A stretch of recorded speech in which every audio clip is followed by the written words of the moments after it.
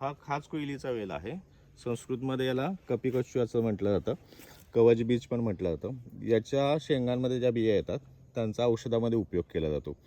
Parkinson's डिसीजमध्ये सँडोपा औषधासाठी हे पर्यायी खूप सुंदर औषध आहे. 5-5 ग्रॅम पावडर सकाळ संध्याकाळ तुपाबरोबर घेतली की हातपायांचा थरकाप होणं, हातपाय थरथर कापणं याच्यामध्ये याचा चांगला गुण येतो.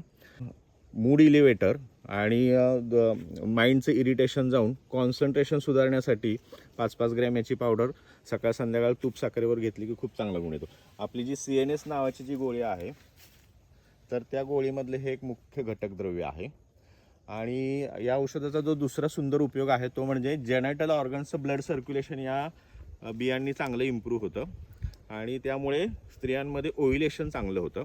त्या जोडीला पुरुषांमध्ये स्पर्म काउंट चांगला वाढतो. वृक्षचिंतामणी नावाची जी काही आपली गोळी आहे तर त्या गोळीमध्ये या बियांची काळ्या कवचबीजच्या बियांची आपण पावडर वापरलेली आहे.